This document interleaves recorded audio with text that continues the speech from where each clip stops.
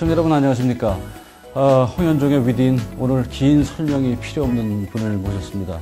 1,000만 명 인구를 가진 거대 도시 서울시의 오세훈 시장이십니다. 10분 단위로 일정을 쪼개주시는 오 시장께서 어려운 시간을 내주셨습니다.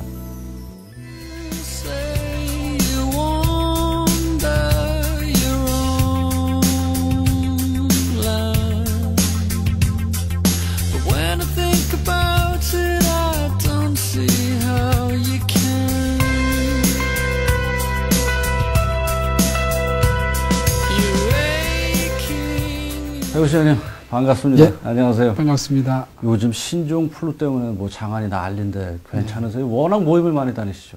예, 사실 접촉하는 분들 숫자가 많기 때문에 그러게요. 예, 신종이 좀 쓰입니다만은 뭐 그거야 어쩔 수 없는 거죠. 그러게요. 예. 철인 3조인가 그거 하셨으니까 아마 괜찮으실 거예요. 제가 오늘 오 시장님 뵈러 오면서 참 고민이 깊었어요. 왜냐면 외모 좋으시지, 말씀을 잘하지, 방송도 하셨었죠? 네. 저는 신문기자 사실 20년 했지만은 방송한 건 지금 6개월밖에 안 되는데, 그래서 제가, 이 양반을 만나서 제가 어떻게 이거를 끌고 나갈까? 이게 내가 너무 끼울면, 나도 아는 사람도 많고 가족들도 보는데, 이걸 너무 끼우면 어떨까 하는 근심을 했는데, 답이 안 나오더라고요. 그래서 결론이 그냥 자연스럽게 되는 대로 하자. 이렇게 제가 생각을 하고 편안하게 그 마음을 먹고 나왔습니다. 각오를 단단히 해야 되겠네요. 오 시장님 하면은 그 외모 얘기가 꼭 나오더라고요. 그래서 저도 그 일반 눈에서 벗어나지 않는 외모 관련된 얘기를 좀 한번 해보고 싶어요. 워낙 아니 아니라 외모가 출중하셔서 그런 얘기를 많이 좀 부담도 좀 되실 것 같아요. 그죠? 예, 뭐 고맙죠. 뭐 그렇게 말씀하시죠. 그러죠. 정치 또 행정하시는데 이 외모, 저도 솔직히 좀 그런 생각이 드는데, 그런 잘생기신 것으로 인해서 특히 우리 여자분들한테 그런 어드밴티지를 좀 받지 않았을까, 뭐 그런 생각을 제가 하는데 어떻게 생각하십니까?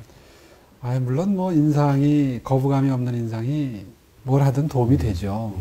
그런데 흔히들 여성분들 지지도가 더 높을 것이다 그런 말씀하는데, 이상하게 서베이를 해보면 비슷하게 나옵니다. 아, 그래요? 예. 그 점은 저도 좀 의아합니다. 아마 여성분들은 표시를 하시는 것 같아요. 근데 남성분들은 그냥 무덤덤하게 이렇게 속으로 뭐 호감이 가도 지켜보고, 네. 또 좀 불만이 있어도 지켜보고, 아마 그런 차이 아닌가 싶고요. 예, 실제로 뭐 여러 가지로 도움이 된다고 생각하고 있습니다. 그러시구나. 인정을 하셨어요. 오 시장께서 어려서 시장 하리라고는 아마 생각을 못 하셨겠죠? 그렇죠. 일반인들은 참 궁금해요. 이렇게 그런 높은 자리에 이렇게 올라가면은 기분이 어떨까? 지금도 이렇게 아침에 일어나시면은 내가 서울시장 뭐 이런 생각이 혹시 안 드시는지 그런지 모르겠어요. 어떠세요? 글쎄요, 뭐 지금은 이제 그런 단계는 아닌 것 같고요. 예. 근데 막상 어느 자리나 일에 몰입하다 보면 그런 생각할 마음의 여유는 많이 사라지는 것 같아요. 잘 아시지만 서울시라고 하는 조직은 국방 빼곤 다 있다고 그러잖아요. 흔히들 말하는 표현으로. 그렇죠. 그렇죠. 그러다 보니까 퇴근할 때 아주 신경 쓰이는 일이 안 일어나면 오늘은 언제 일어나려고 퇴근할 때까지 이런 일이 안 생기나 싶은 생각이 들 정도로 정말 다사다난하고 바람잘 날이 없는 데입니다. 그러다 보니까 마음의 여유가 없이 지나가는 날도 꽤 많고요. 정말 정신없이 지나가고 있습니다. 그렇죠. 그래서 관련해서 지금 서울시장 되신 지가 3년 됐죠?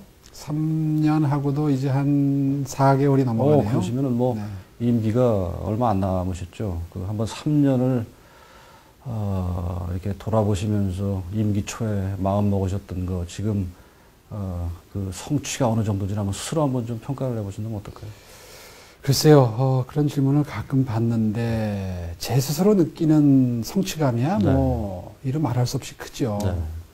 잘 아시다시피, 정말 1,000만 서울 시민들이 식사하시는 거, 주무시는 거, 출퇴근하시는 것부터 시작해서, 모든 게 다 서울시에서 연관이 돼 있고, 하는 만큼, 그만큼 바로바로 시민 여러분들한테 영향이 미치기 때문에, 정말 보람이야 말로 표현하기 힘들 정도로 크고요. 그러셨겠죠. 그 점수를 매기시는 거는 이제 냉정하게 관찰자 시점에서 시민 여러분들이 지금 채점을 하고 계시겠죠. 네, 네. 뭐 스스로에 대한 평가는 슬그머니 피하셨어요. 제가 나름대로 지난 3년 동안 이렇게 시장님의 시정 계획을 나눠보면 뭐 제 나름대로 생각입니다. 이렇게 소프트웨어적인 거하고 하드웨어적인 거하고 이렇게 두 가지로 나눠 볼 수 있지 않을까 하는 생각이 들어요. 그래서 대충 보니까 이제 소프트웨어적인 거는 조금 그 임기 전반 쪽, 뭐 가령 인사라든가 뭐 네. 제도 시스템 문제 같은 거 그런 게 그런 부분이고 또 하드웨어 쪽은 이제 뭐 제가 나중에 질문을 드리겠지만은 실제로 우리가 눈에 보이는 건데 그런 소프트웨어적인 측면에서 한번 시장님 스스로 변화된 내용 또 성과라고 할까요? 그런 거를 네. 항목별로 좀 소개를 좀 해주시죠. 일단 가장 보람을 느끼는 변화는 우리 서울시 직원들이 창의적으로 업무를 대하게 됐다는 겁니다. 네. 사실 처음에 창의시정이라는 모토를 내걸고 이런 방향으로 가자라고 깃발을 들었을 때 많은 우리 서울시에 뭐 본청만 해도 15,000명이 되니까요. 산하단체까지 하면 몇만 명이 되는데 이 직원들이 느껴지는 느낌이 또 새 사람 왔구나. 저러다 말겠지. 뭐 또 시작이구나 이렇게 되는 네, 건가요? 또 시작이구나. 뭐 그런 류의 네. 시니컬한 반응이 피부로 느껴지더라고요. 그런데 어느 순간부터 조직이 변하더니 이제는 제법 일상의 업무 속에 그 창의적인 마인드가 녹아들어서 새로운 시도를 해주고 또 새로운 제안을 열심히 해줍니다. 네. 그것은 이제 임기 초에 그걸 시스템적으로 안착을 시키기 위해서 많은 변화를 만들어 놓은 덕분인 것 같아요. 예를 들자면 새로운 아이디어를 내고 제안을 하고 실행을 하게 되면 그것이 성과 포인트라는 걸 통해서 네. 또 상시 기록 평가 시스템, 새로 도입된 건데 두 개가 다. 그런 걸 통해서 어떻게든 인사와 연결이 되도록 시스템을 바꿨고, 이제 그것들이 초기에 상당한 저항에 부딪힌 적도 있습니다만은 이게 안착이 되면서 이제 숙명으로 받아들이고, 그렇다면 어차피 피해갈 수 없다면 이걸 이용해서 내가 승진하는데 하나의 통로로 이용을 해야 되겠다 하는 그런 어떤 뭐랄까요, 공감대랄까요, 네. 분위기가 형성이 된 것 네. 같다는 느낌을 받습니다. 그 과정에서 정말 인사 시스템을 많이 바꿨습니다. 그러셨군요. 실제로 연공서열로 승진하던 것을 이제 성과가 있는 성과가 있는 부서장들이 승진하도록 바꿔서 시행을 하기 시작했고. 보통 그게 민간에서 많이 했던 방법이기도 그렇죠. 의외로 색다른 건 아닙니다. 네, 민간에서 하던 것을 공직사회에 접목했을 뿐인데, 그렇죠. 그것이 그렇게 큰 영향을 미칠 줄은 사실은 저도 상상을 못했습니다. 제 친구 녀석도 서울시에 있는 녀석이 하나 있는데 그 당시 오 시장이 그거 갖고 컴플레인을 막 하더라고요. 네. 그때 제가 들었어요. 초기에는 친구들하고 술자석 같은 데서 막 성토를 하는 분위기가 있다는 걸 제가 여러 경로를 통해서, 저도 우리 사회가 의외로 좁잖아요. 한 다리 건너면 다 들어오잖아요. 그럼요. 그래서 굉장히 를 싫어하고 버거워하는구나라는 느낌을 받았는데 어느 순간 그런 얘기가 싹 사라졌어요. 받아들이고. 예, 이제 그게 조직에 뿌리를 내리기 시작한 거죠. 그리고 무엇보다도 그 과정에서 공정하게 인사를 했다는 걸 직원들이 평가를 해주기 시작한 것 같아요. 만약에 새로운 시스템을 도입하고 그 과정에서 뭔가 사심이 있는 또 직원들이 보기에 뭔가 공평하지 않은 인사가 부분적으로라도 있었다면 아마 그 저항이 더 강해졌을 텐데, 그렇겠죠. 정말 눈에 보이는 성과가 있는 사람은 제가 승진을 다 시켰거든요. 그러니까 조직 내에서 다 그걸 받아들이기 시작한 것 같아요. 그런 변화들이 하나하나 이제 일상생활에서 시민 여러분들께 얼마나 체감이 되고 있는지 모르겠는데, 실제로 각 파트별로, 분야별로 이건 바뀌었다, 이렇게 바뀌었다 하는 피드백이 저한테 옵니다. 그렇군요. 그것이 가장 큰 제가 느끼기에 소프트웨어에서의 변화, 그래서 가장 큰 부분입니다. 참 그런 부분, 개혁이라는 게 사람의 마음을 바꾼다라는 거, 관행을 바꾼다라는 거, 의식을 바꾼다라는 것이 사실은 하드웨어적인 것보다, 하드웨어는 뭐 지도 같은 거 이렇게 해서 바꾸면 되지만 사람 마음 바뀌기가 참 어려워요. 그게 곳곳에 또 저항으로도 나타나고 그러는데 참 말씀 들어보니까 잘 그런 거를 추진을 하셨네요. 하드웨어적인 거는 어떤 것이 좀 있을까요? 여러 가지 있겠죠. 한강 르네상스 있었고, 최근에 도심 재창조에서 광화문 광장 조성에 이르기까지, 오다 보니까 광화문 광장 아주 이쁘게, 저도 못 가보다 봤어요. 그거 좀 소개 좀 해주시죠. 하드웨어는 일단 두 가지 내지 세 가지의 특징을 가지고 있습니다. 네. 제 임기 후에. 첫 번째는 말하자면 그린 디자인이라고 해서 녹지 면적을 늘린다든가 네. 혹은 어떤 그 신재생에너지의 활용 비율을 높인다든가 공기를 맑게 한다든가 뭐 이런 것들이 있을 수 있죠. 최근에 완공된 것들은 한강 레상스 프로젝트 중에 반포, 여의도, 난지, 뚝섬 네 군데의 특화지구가 완성이 돼서 시민 고객들께 제공이 됐는데 굉장히들 즐기십니다. 북서울 꿈의 숲이 완공이 됐고요. 저쪽 서남권에는 서서울 호수공원, 옛날에 신월동 정수장 부지에 서서울 호수공원 이름으로 문을 열었죠. 또 저쪽 서대문구 들어가는 입구에 독립공원이 문을 열었습니다. 거기도 녹지 공간이 상당히 많이 정비가 됐는데 이런 것들이 있고요. 그 다음에 또 하나는 수변 공간 확대입니다. 수변 공간 역시 굉장히 시민들께 즐거움을 드리는 공간들이죠. 예를 들자면은 뭐 한강 레상스든지 그 중에 하나고요. 네. 그다음에 중랑천, 안항천, 지난주에 통수식을 했는데 당현천, 홍제천, 이런 것들을 비롯해서 13개의 하천이 지금 생태하천으로 변화가 돼가고 있어요. 그런가 하면 분수가 많이 늘어났죠. 이렇게 이제 물을 생활 속에 끌어들임으로써 뭔가 즐거움을 드리고 삶의 휴식처로 만들어드리는 이것이 이제 도시 디자인의 굉장히 중요한 요소고요. 그 다음에 또 한 가지 핵심 주제가 하나 있다면 역사성입니다. 네. 서울은 600년의 역사가 있는 도시죠. 어떤 공간을 통해서 역사성이 느껴지게 되면 그 도시에 이제 아주 독특한 분위기와 어떤 그 문화성이 느껴지는 그런 공간이 되는 거죠. 예를 들어 말씀해 주신 광화문 광장이라든가, 서대문 독립공원이라든가, 또 동대문 역사문화공원이라든가, 하나하나의 사업들이 쉽지 않은 사연을 많이 담고 있습니다만은 이런 것들이 서로 유기적으로 연결이 되어 있습니다. 네. 그러니까 무슨 얘기냐 하면, 한강공원 중에 난지 한강공원은 물과 녹지와 역사성이 다 어우러져 있습니다. 과거에 쓰레기 매립지였던 역사를 친환경 공간으로 바꿨다는 어떤 상징적인 그런 스토리텔링이 가능한 그런 역사성과 아시다시피 한강이라는 물, 그 다음에 녹지를 만들어냈다는 녹지. 이 세 가지가 다 어우러져 있죠. 또, 뭐, 예를 들자면 북서울 꿈의 숲 같은 경우에도 물을 집어넣었어요. 그러니까 이제 그린 스페이스와 블루 스페이스가 함께 공존을 하고 있죠. 동대문 역사문화공원의 경우에는 역사성과 녹지가 함께 어우러져 있고요. 뭐 이런 식으로 이 세 가지를 두 개 혹은 세 개를 조합을 해서 새로운 장소성을 만들어냄으로써 도시의 경쟁력을 네. 부여하고 시민들의 삶의 질을 높이는 두 마리 토끼를 다 잡을 수 있는 공간이 네. 만들어지는데 민선 4기에 들어와서 만들어진 뭐 10개 이상, 뭐 개수로 보면 한 20개 이상 될 것 같은데 이런 공간들이 대부분 이 세 가지 컨셉이 다 어우러져 있는 것이다. 네. 이렇게 보시면 되겠습니다. 네. 자, 우리 저 서민들은 참 주택 부분에 대해서 관심들이 많아요. 저도 개인적으로 시프트, 그거 아주, 저도 뭐 개인적으로 또 질문 드리고 싶은 부분인데, 우리 중산층 이하, 뭐, 어렵게 사는 분들한테도 도움이 됐죠. 그런데 아무래도 공급이 많이 부족하다라는 얘기 나와요. 그거 조금 어떻게 가능한 얘기입니까? 더 이렇게 늘리고 서민들한테 더 이렇게 혜택이 들어갈 수 있는 건가요? 어떻죠? 예, 참 안타까운 부분이 이렇게 인기가 좋을 줄 몰랐는데, 뭐 분양을 할 때마다 보통 10대 1은 넘기고 그러게요. 평형이나 위치에 따라서는 뭐 거의 100대 1에 육박하는 상당한 호응을 얻고 있는데 안타까운 것은 아시다시피 서울은 빈 공간이 많지 않습니다. 땅이 없어요. 땅만 있으면 정말 많은 숫자를 공급을 해서 서울의 주택 문제를 이것으로 해결을 해도 사실은 10년 뒤, 30년 뒤 한 세대 뒤를 보면 이거보다 더 좋은 주거 형태가 없거든요.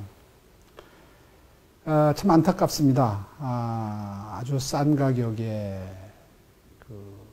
한 번 들어가면 한 20년씩 거주할 수 있고 그러게요. 다른 것과 달라서 임대주택과 달라서 역세권에 지어지기 때문에 교통도 편리하고 그리고 평형이 20평형 때부터 40평형 때까지 있기 때문에 과거의 임대주택하고는 확연히 구분이 되고요.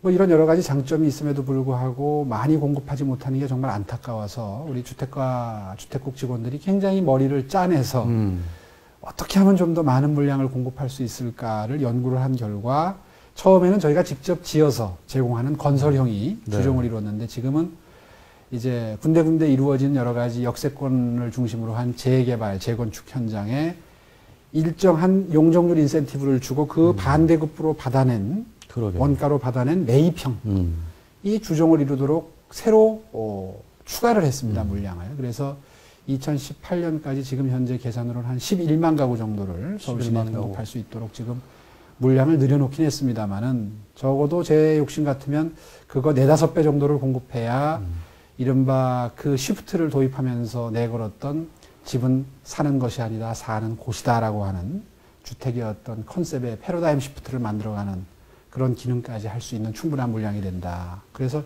지금도 끊임없이 물량을 어떻게 하면 더 공급할 수 있을까를 그걸 좀 오 시장께서 정말 이렇게 그 관심을 갖고 해줘야 될 부분이라고 우리 생각되는 게 우리나라 보통 서민인데 집이라는 게 얼마나 평생의 짐입니까? 맞습니다. 정말 그 문제 때문에 거의 절대 다수의 국민들이 그걸 고민하고 그러는데 그거를 명쾌하게 해결해 줄 수 있다면 아마 제가 보기엔 오 시장이 그것만으로도 이름이 남을 것 같아요. 아무튼 시프트 제도를 조금 확대 발전시키고 또 그 제도를 잘 유지해서 아무튼 주택 문제 해결에 그게 참 힘이 됐으면 좋겠어요. 네. 개인적으로도 그렇고 얼마 전에 그 디자인 올림픽 잘 끝나셨어요? 예, 3주 동안 네. 큰 탈 없이 잘 마무리를 지었습니다. 중간에 강풍이 불어서 한번 위기가 왔습니다. 그러셨구나.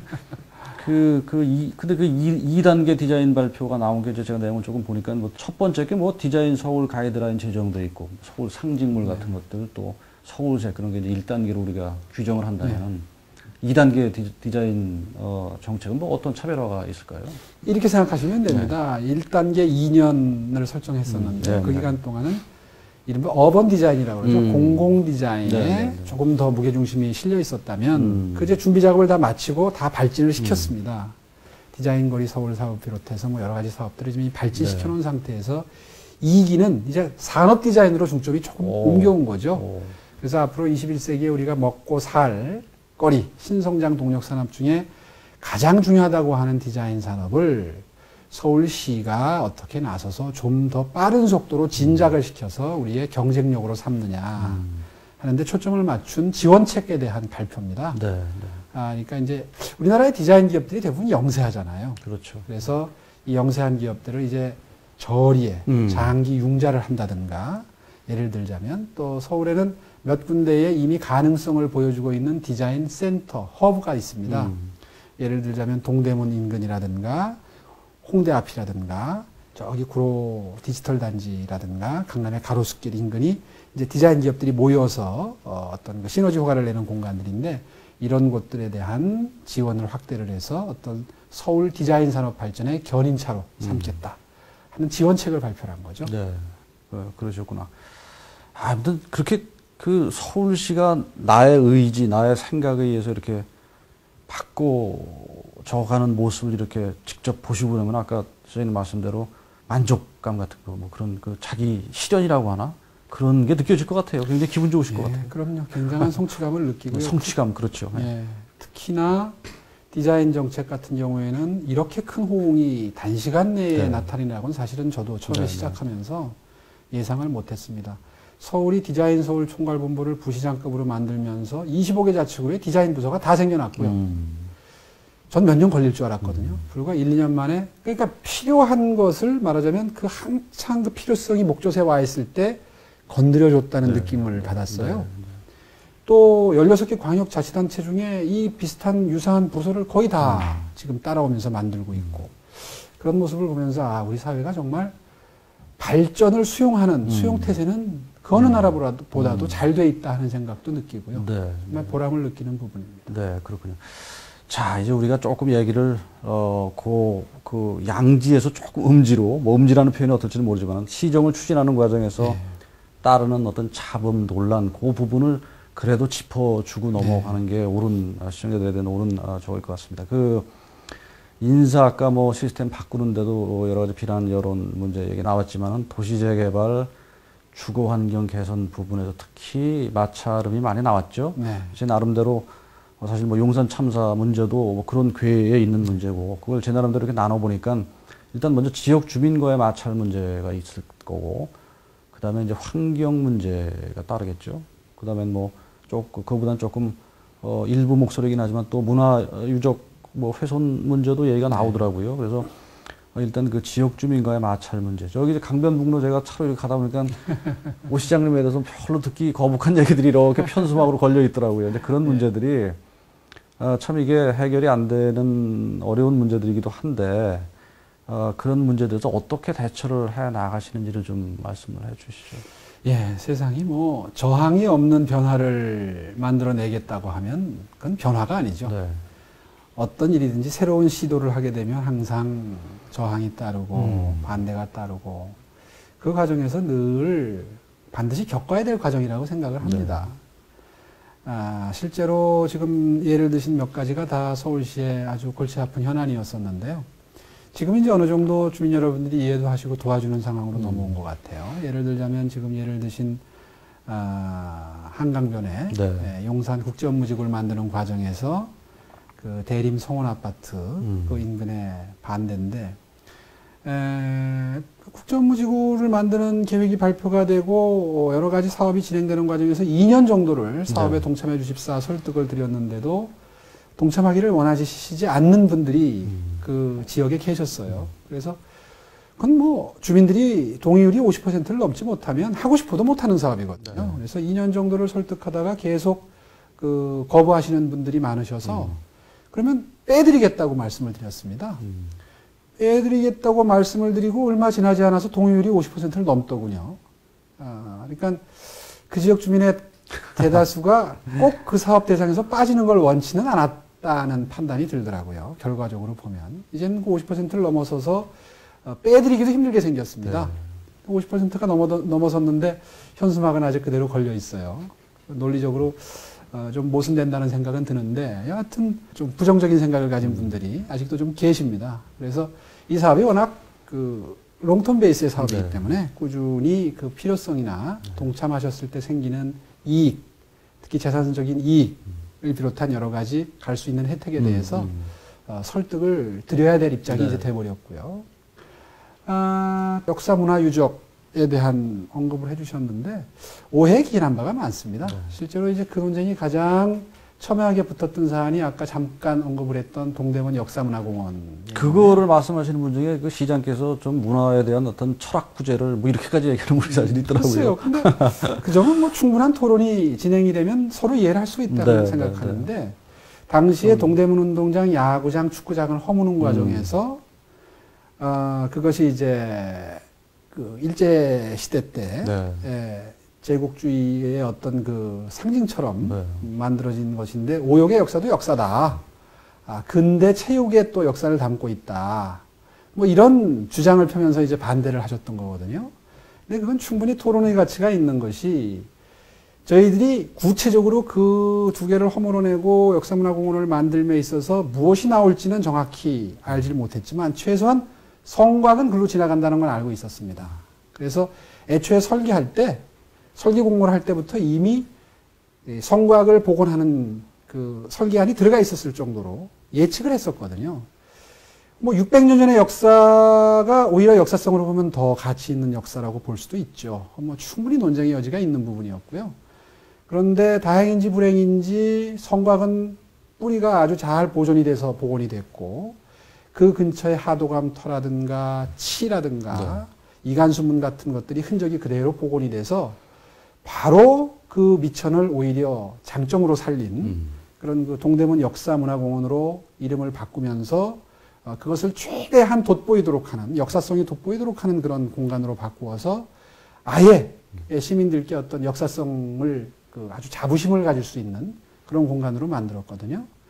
뭐 중간에는 설왕설래가 있었습니다만은 오히려 전화위복이 된 사안이라고 생각을 하고요. 그러시군요.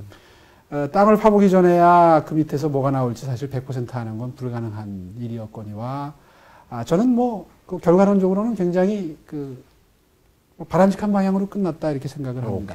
오케이. 저 시장하시기 전에 환경운동연합 법률위원장 하셨었죠. 네. 그럼에도 불구하고 환경 단체들로부터 조금 뭐 싫은 소리 좀 들으셨어요. 조금 듣는 정도가 아니라 뭐 그 환경시장이 아니라 자칭 환경시장이다 뭐 이런 그러셨구나. 비난을 들을 정도로 참 마음고생을 많이 했습니다. 그러셨겠죠. 자, 어저께 제가 점심을 먹으러 우리 저 언론사 노프진 선배님을 모시고 점심을 먹으러 가니까 그분이 이런 말씀을 하시더라고요.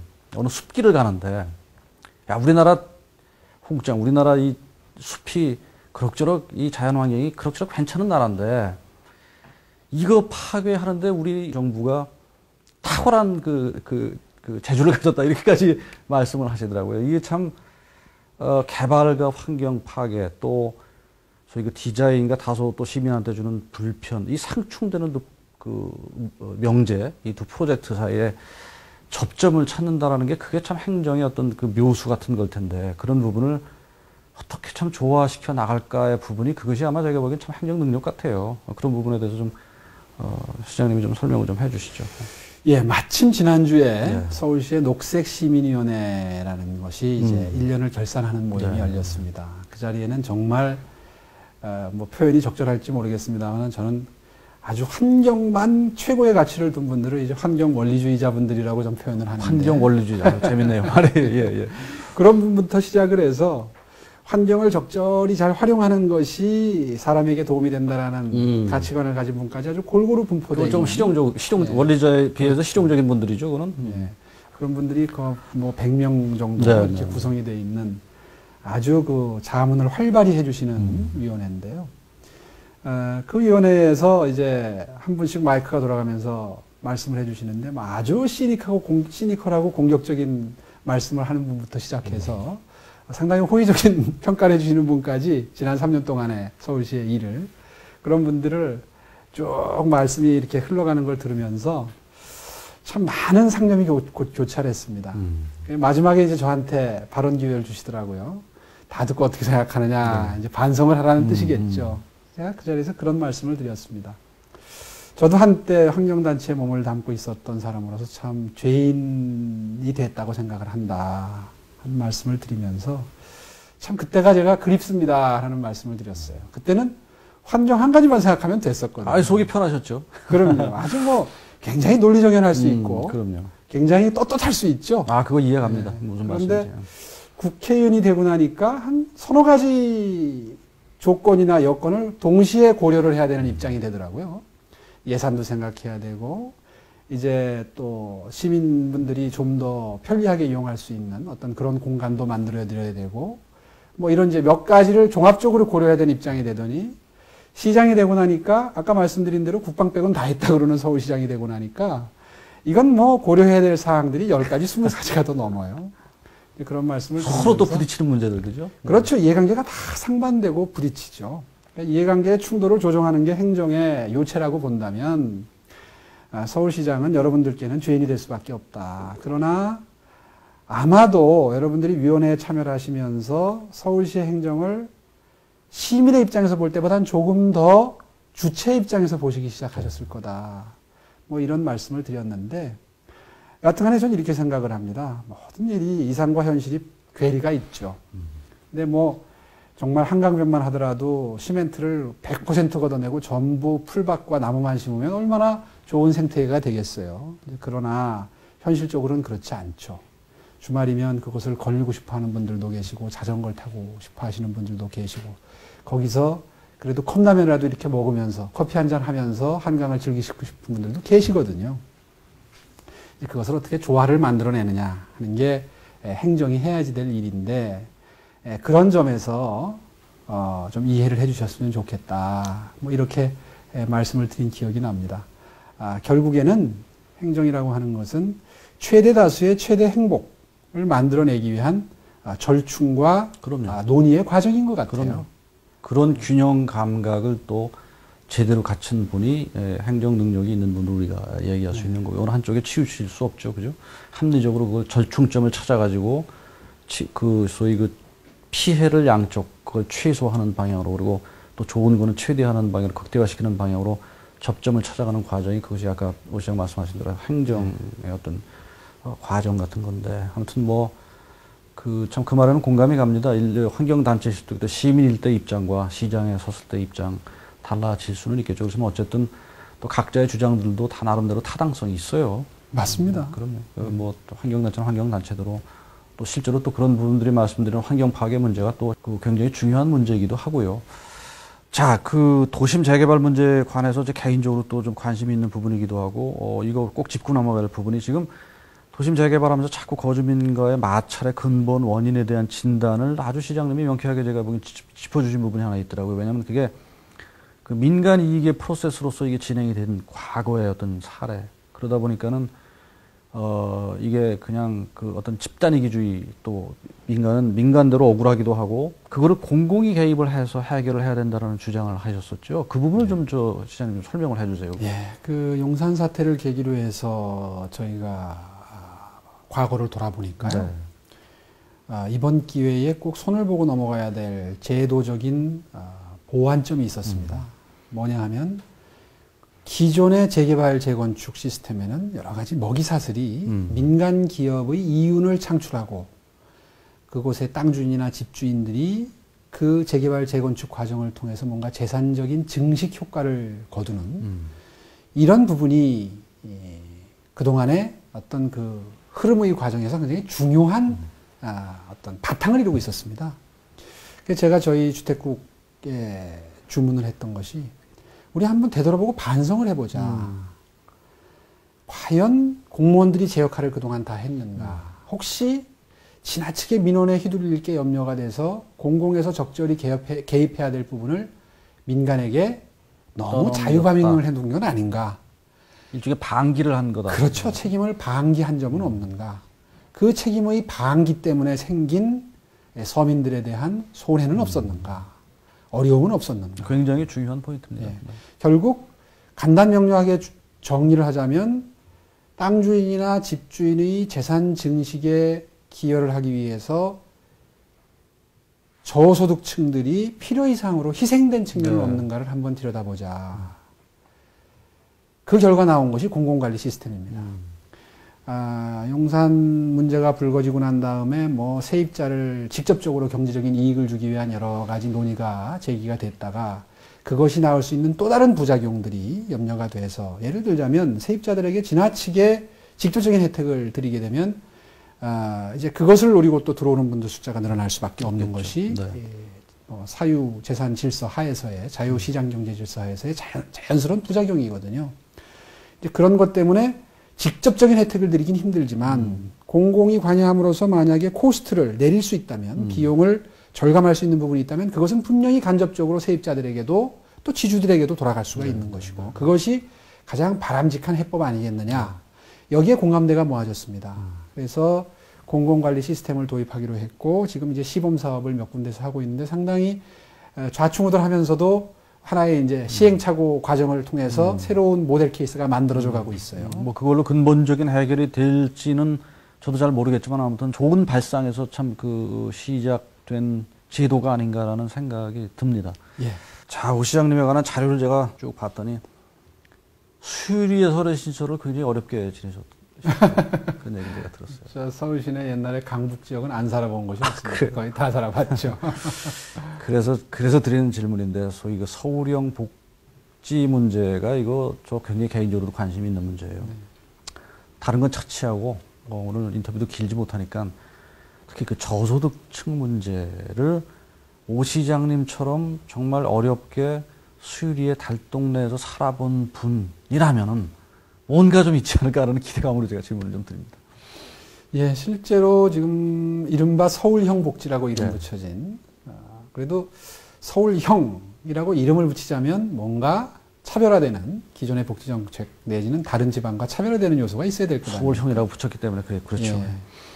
예. 특징은 그겁니다. 지금까지의 복지정책은 뭔가 현금을 지원하는 시혜성 복지정책이 주류를 이뤘습니다. 네. 근데 이게 참 그분들께는 그 독배 같아서 그 대상을 굉장히 되고 싶어 하는데 되면은 혜택이 많아요. 일단 여러 가지 지원이 되니까요. 그런데 어떤 부작용이 생기느냐 하면 지금 이제 기초수급자 기준이 132만 원 정도가 되는데요. 4인 가족 기준으로 하면. 예를 들어서 120만 원이 수입이면 그 해당이 됩니다. 여러 가지 혜택이 가겠죠. 근데 이분들이 예를 들어 우연한 기회에 한 30만 원을 더 벌 기회가 생겼다. 그러면 덥석 그 일에 달려드는 게 아니라 오히려 위축이 되고 망설이게 됩니다. 왜냐하면 30만 원이 더 버는 소득이 잡히게 되면 기초수급자의 대상에서 그렇지. 빠진단 말이에요. 그렇지. 기존의 혜택들이 사라지는 거죠. 이건 비단 우리나라의 복지정책만 가지고 있는 한계가 아니고 전 세계 모든 나라 모든 도시가 갖고 있는 딜레마. 복지정책의 딜레마입니다. 그것을 해결하기 위한 많은 시도들이 이제 전 세계 모든 나라 모든 도시에서 시도가 되고 있는데 서울시는 거기에 이제 어떤 새로운 개념을 보탰느냐 하면요. 기존에 하고 있는 건 하되 새로운 자산 형성을 하기 위해서 굉장히 노력하는 자립과 자활의 의지를 네. 만들어 드릴 수 있는 복지 시스템을 만들어 놓자. 이제 그것이 뭐 다 설명드릴 수는 없고 한두 가지만 설명을 드리면 희망 드림 프로젝트라고 해서 희망 플러스 통장이나 꿈나래 통장이라는 겁니다. 이 설명을 드리면 아마 금방 그 개념이 이해가 되실 텐데 어떻게 되는 거냐 하면 그 어려운 환경에서도 예를 들면 내가 한 달에 10만 원씩 저축을 하겠다. 그러면 서울시와 자선단체가 돈을 합해서 동일한 액수를 적립을 해주는 겁니다. 그러니까 그 기간 동안은 정말 허리띠를 졸라매야죠. 그렇죠. 그러나 이분들이 굉장한 희망을 품게 됩니다. 그래서 희망을 드리는 거죠. 목표가 생기는 거죠. 내가 이 가난으로부터 탈출할 수 있다라고 하는 목표를 만들어 드리는 겁니다. 아울러서 그 3년의 기간 동안 뭐 본인이 불입하는 액수가 예를 들어 한 700만 원이면 보태주는 액수까지 해서 한 1,500만 원을 손에 들게 되는데 이제 그걸 미천으로 구멍가게라도 하나 혹은 뭐 정말 포장마차라도 하나 할 수 있는 미천이 생긴다는 희망 때문에 이분들이 눈빛이 달라져요. 그리고 서울시가 그 기간 동안에 해드리는 여러 가지 자산 형성을 위한 그 교육이라든가 희망의 인문학이라든가 하는 여러 가지 이제 부수적으로 따라가는 혜택들이 있는데 이것에 굉장히 열심히 동참을 하시면서 자활의 의지를 키우십니다. 처음에는 한 1,000가구가 안 되는 가구를 가지고 시범 사업을 해가지고 굉장히 성공적이라서 지금 이제 1,000단위, 올해 경제 위기를 맞아서 10,000단위까지 늘렸는데 이런 새로운 시스템을 통해서 이분들을 진정한 의미에서 어떤 그 현 상태를 벗어나고자 하는 의지를 심어드리는 것. 네. 여기에 초점을 맞췄는데요. 이게 뭐 지금 본격적으로 시행한 지 1년도 안 돼서 벌써 다른 지방자치단체의 중앙정부에 벤치마킹이 되고 있어요. 그거 외에도 나눔 정신을 그 복지 시스템에 집어넣어서 하는 디딤돌 프로젝트라든가 그러니까 꼭 현금으로 나누는 게 아니라 나는 우리 집은 짜장면 가게다. 자장면을 가지고 우리 주변 이웃에게 혜택을 나는 뭐 미용사다. 머리를 잘라드리는 것으로 이런 식으로 하는 그 디딤돌 사업을 비롯해서 뭐 또 SOS 위기 가정 지원 사업이라든가 뭐 한 7, 8종류의 새로운 프로젝트를 희망 드림 프로젝트라는 패키지에 싸가지고 지금 혜택을 드리고 있는데 이것이 진정한 새로운 시도다. 그래서 복지계에서 서울시의 이 복지 정책을 굉장히 예의주시하고 있습니다. 네, 네. 상당히 지금 그 평가는 네. 상당히 기대감을 갖고 지켜보시는 걸로 그렇게 되고 있습니다.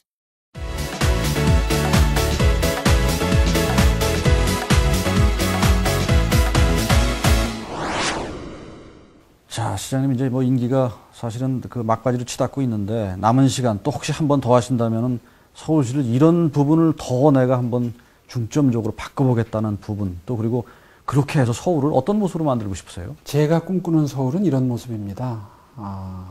서울에 사시는 분들이 서울에 사신다는 것을 자부심을 가질 수 있는 도시. 또 외국에서 잘 사는 도시일수록 도시에서 창출하는 그 GDP의 네. 약 10% 정도가 관광 수입으로부터 창출이 됩니다. 우리는 아직 5%가 안 되거든요. 충분한 관광객들이 몰려 들어오는 도시. 그리고 또 많은 기업들이 투자를 하고 싶은 도시. 이곳에 들어오면 돈을 벌어나갈 수 있다라고 하는 확신이 생기는 도시. 뭐 그런 도시를 한마디로 말하면 이제 매력 덩어리 도시가 되는 것이죠. 1기 3년 남짓을 거치면서 제가 듣는 평가 중에 가장 제가 자랑스럽게 생각하는 것은 외국 도시를 다녀오시면서 역시 서울이 제일 살기 좋은 도시 같아. 과거에는 외국 나가면 속상했는데 요즘엔 오히려 서울에 들어오면서 오히려 자부심이 느껴진다 하는 평가를 해주실 때 그럴 때 정말 일하는 보람을 느끼는데 그러한 변화가 좀 더 가속도가 붙어서 좀 많이 생겼으면 좋겠고요. 또 하나 중요하게 생각하는 것은 국제 질서 하에서 이 경쟁이 아주 치열한데 과거에는 나라 대 나라의 경쟁에만 초점이 맞춰져 있었는데 지금은 오히려 도시 대 도시의 경쟁이 훨씬 더 중요하다라는 데 공감대가 형성이 돼가는 것 같아요. 그런 관점에서 앞으로 한 세대 뒤쯤 서울이 다른 도시들을 앞서가는 도시가 되려면 외국인들이 들어와서 살기에 매우 만족스럽고 그리고 비즈니스 환경이 매우 잘 보장이 되는 그런 도시를 만들어야 될 터인데 우리는 결정적으로 이 영어가 통용되지 않는다는 이런 환경 때문에 핸디캡을 안고 있습니다. 이런 것들을 차근차근 지금 뭐 글로벌 존 사업이라든가 여러 가지 외국인 정주 환경을 개선해 나가고 글로벌 센터를 만들어서 외국인들이 배려받고 있다는 느낌을 받는 그런 도시를 만들기 위해서 굉장히 노력 중인데 그런 것들은 지금 뭐 외국인 투자를 끌어들이기 위해서 규제를 완화한다는 차원보다 훨씬 더 기본적으로 필요한 변화들입니다. 이런 것들이 열심히 노력한다고 했지만 사실 피부에 닿는 그런 변화를 만들어내는 것까지는 못 갔는데 앞으로는 그런 투자처로서 아주 적지에 그런 브랜드를 만들어가는 이런 것이 좀 더 가속화될 수 있는 그런 도시가 됐으면 좋겠다 하는 기본적인 생각을 가지고 있습니다. 아까 지금 이 시대는 국가 경쟁력보다 도시 경쟁력을 말씀하셨죠. 관련해서. 서울 이거 너무 커져가지고 지금 일부 경제학자들은 어떤 대한민국의 모든 문제 출발이 이게 소위 그 수도권의 비대화를 얘기하는 사람들이 있어요. 그것도 뭐 일리 있는 얘기죠. 어떻게 생각하세요? 예, 분명히 비효율이 있죠. 네. 그러나 급속한 인구 감소 역시도 또 문제고요. 그리고 사실 도시 대 도시 경쟁 관계에서 우리 주변의 라이벌 도시들을 보면 오히려 그 반대의 논리도 가능합니다. 예를 들자면 우리의 라이벌은 상해권이나 광동성, 광주권이나 이런 곳인데 아시다시피 중국 도시들은 뭐 인구 1,000만은 보통으로 넘기고요. 그것도 부족해서 주변의 성시와 연결이 돼서 어떤 도시 클러스터를 만들어 가거든요.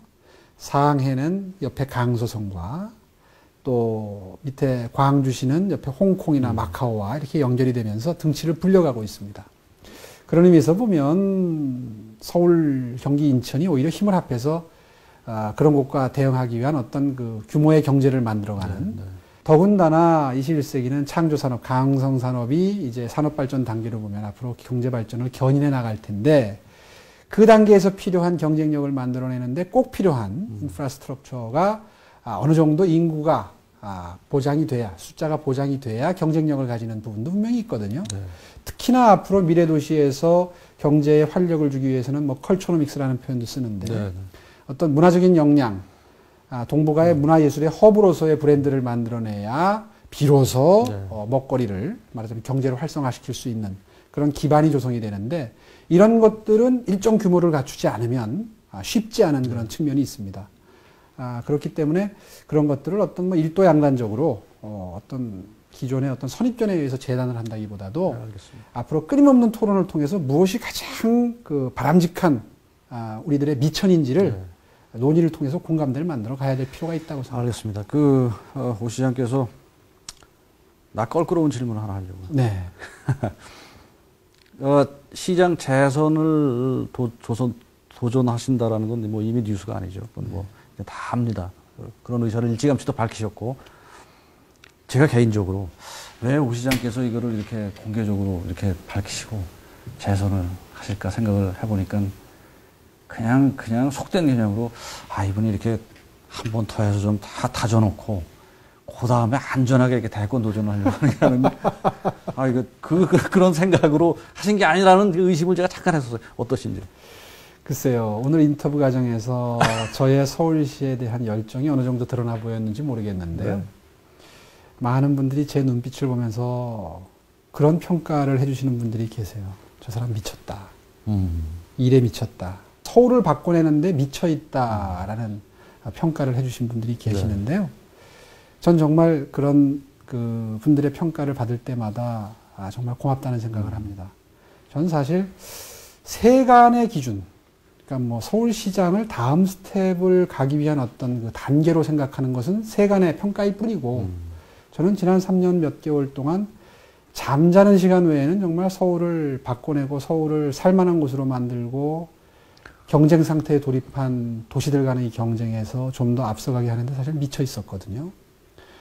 저한테 기회가 주어진다면 한 10년 정도만 지금까지 설정했던 비전대로만 밀고 가면 정말 삶의 질도 높아지고 경쟁력이 높아질 거라는 확신이 이제 들어요.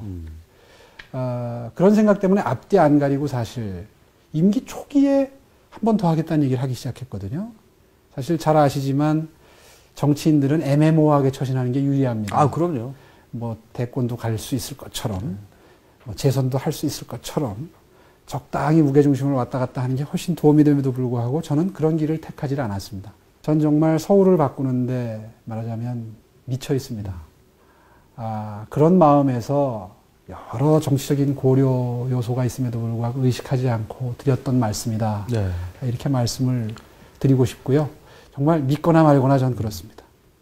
시청자 여러분, 오 시장께서 믿거나 말거나 그렇습니다.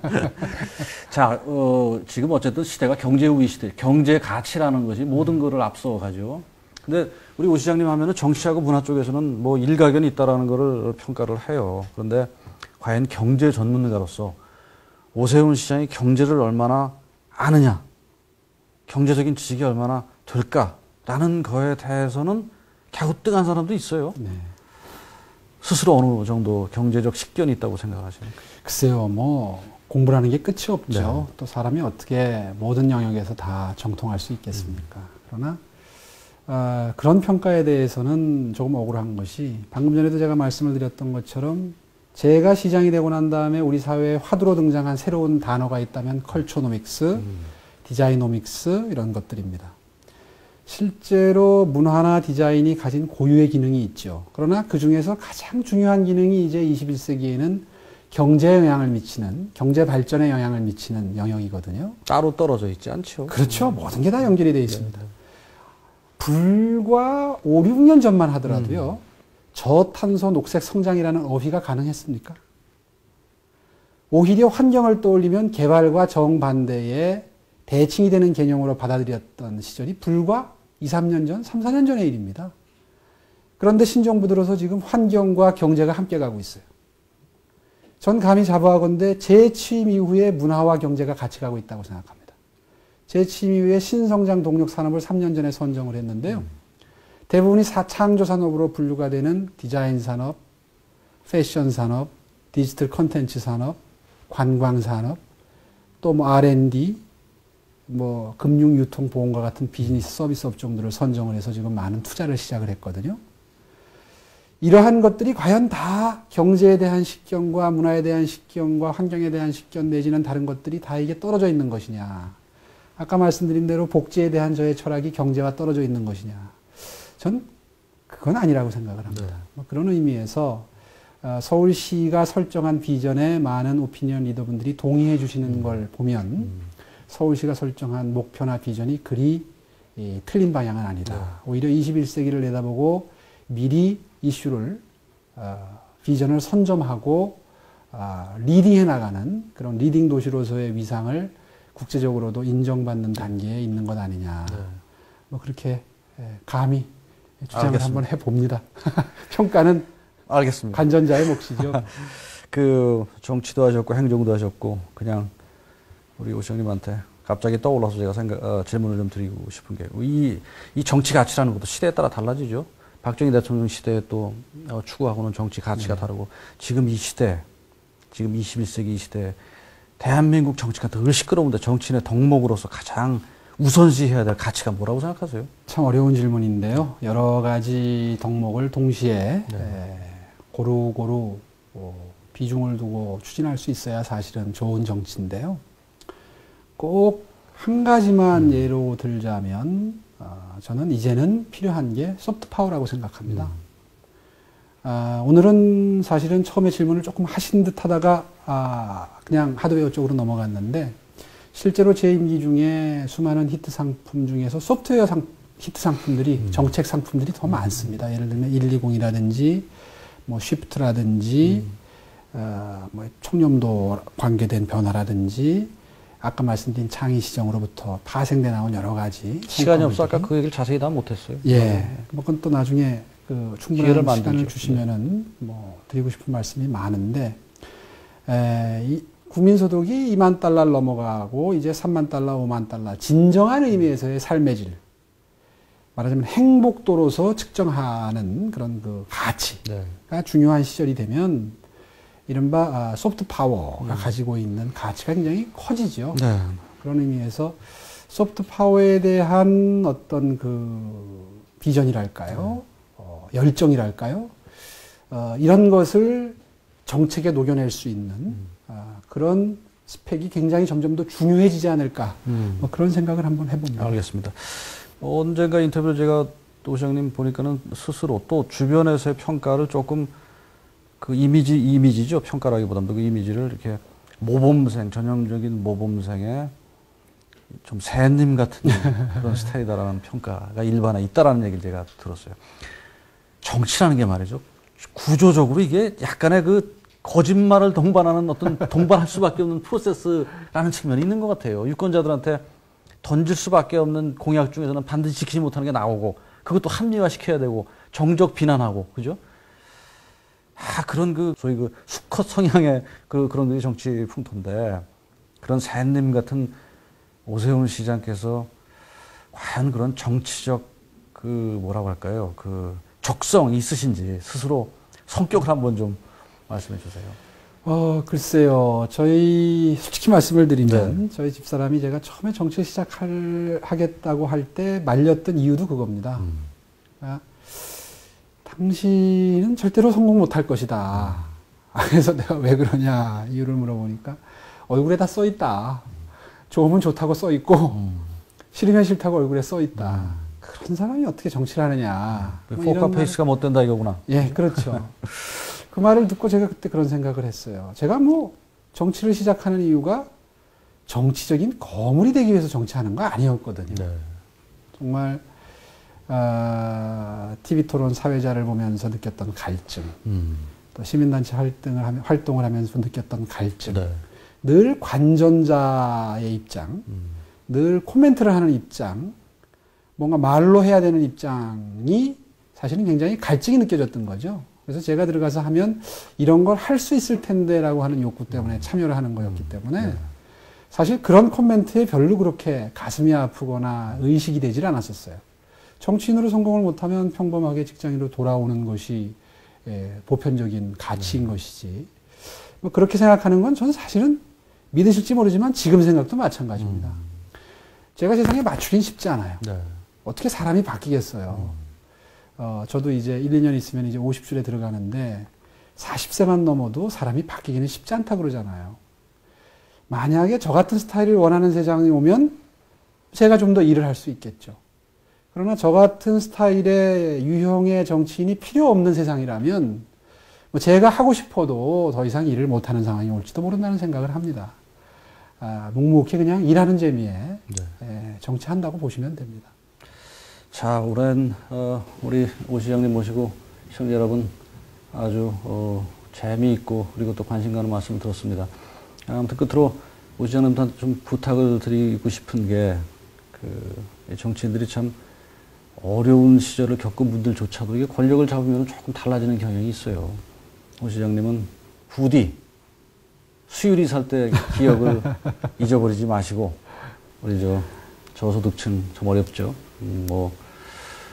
지금 뭐 경기가 풀린다고 해도 여전히 어려운 그런 저소득층 잊지 마시고 또 서울시정을 앞으로도 한번 지난 3년간 박진감 있게 끌어오신 그런 페이스를 남은 임기도 서울의 발전에 많은 힘이 좀 돼 주시도록 애써 주십시오. 예, 명심하도록 하겠습니다. 오늘 시간 내주셔서 너무 고맙습니다. 예, 고맙습니다. 감사합니다. 네.